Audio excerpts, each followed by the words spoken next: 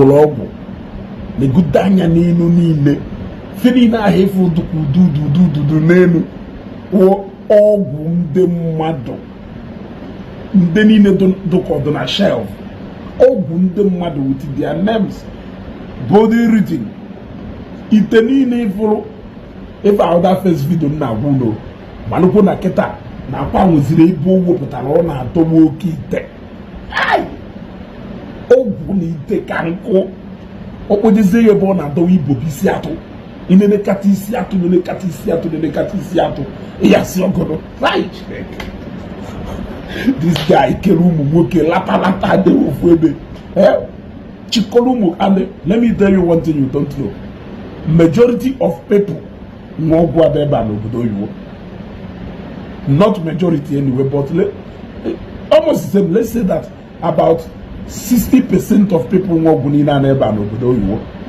about 40% or 30% ndị nọ na Nigeria ebe a mana agwa gị ihe ekwe. Now you know why ọ ya eji wee taa chọm na Facebook ha akpara nwụrụ amụrụ. It is because of all these things in Africa. Nke ahụ nke gboo egosizie the current one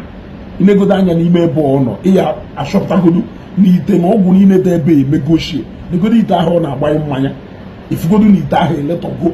na-enegodo ife niile ahụ o tichara afa dochara chef ifu na ife niile ahụ na dosta akwụtọsige kelee ebe ndị ọfụd si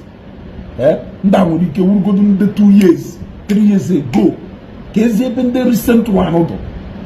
ụbọchị ya ya ejebe akwa jebusisi ite dị ebe a terere ịtọ busichi ite dị ebe ahụ malite adụ ebe a the guy des wepụtazie ebe o wepụtara ite Chineke kelee ebe ndị nwe ite niile anọ kelee ebe ha nọ ka ebe nke ha tinyere ego kelee onye ha wụgasị n'ogbe na communities ịghọtago onye ahụ ife ha na-agwa waye egwuregwu karịrị akarị ịghọtago waye egwuregwu karịrị akarị onye ahụ ife ha nji wee sịrị na the highest oke ite nwere owo oke ite a ndị a ji ụmụazị n'ahịa agwọrọ not nke ha na-agwọrọ ndị mmadụ ọha nwa gwọrọ the highest oke ite ha ahụ na-asụ ọ na-asụ tụrụ ndị ahụ na-abịa na nke fa bugat ete asham na Facebook ha nchara na anwụghị ka ọnụ ha gụrụ iyi ha kpọba gị afa maybe ife niile because of gụrụ na ịkpaga aka ebe ike onye ahụ dị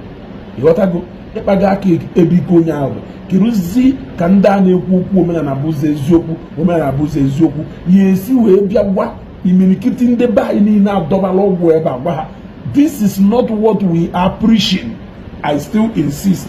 the day Matthias we get familiarized with this message, the day Mazi Dibia we make this message a priority, that will be the day they will lose over 70% of their followers. Let them try it. Like have a sound on this, steady, continuously for like 1 week or 2 weeks. They will lose almost 70% of their followers because about 70% of their followers are people who are doing this particular thing. If you can Dibia post mgba ebe jobala na akwo ebe ha gba ọtọ. You gotta go onye ze Jesus the other day, the other time, or more than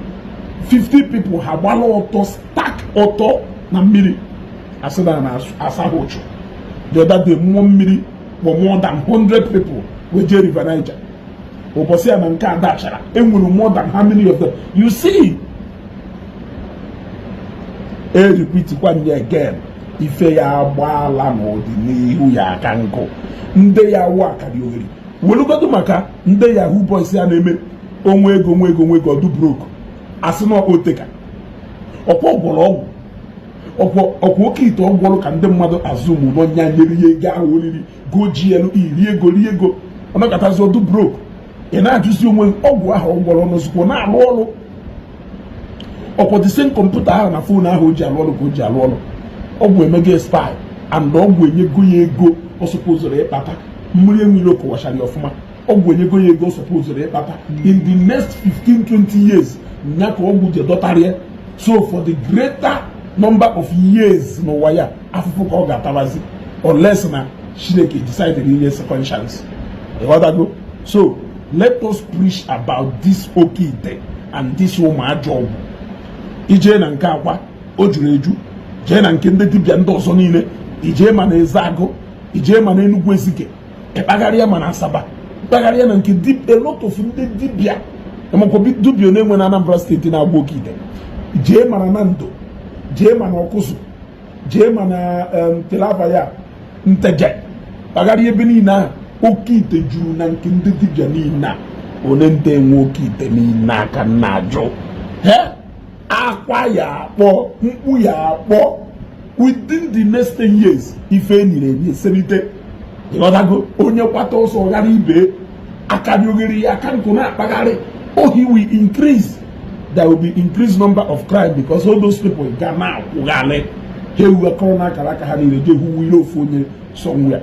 mgbe ahụ ọgwụ niile bukọrọ n'ala Igbo akpara ike maka ọgwụ ma na-ebunata ọgwụ na-akpọnata mmụọ a na-ebunata ọgwụ na-akpọnata mmụọ n'ala Igbo akwa ya ebekwuo akwa ya ebekwuo. Let it be on record na-esugoso tibe mkpu a let it be on record na-esugoso wee tibe mkpu a anyị ga na-eti mkpu we will not lose our voice. I believe in a lot of people na n'olu anyị ịghọtago ndị si dị mma na-ege ife anyị na-ekwu ọha maka ndị na-abịa ka ọnụ ịghọtago o nwere onye ngwa na my fan base wounded wise wounded nchọka fa na-eso m ịghọtago ọ bụrụ na ị dụrụ wise you will not understand most of my messages mana ndị dị wise ndị nwere uche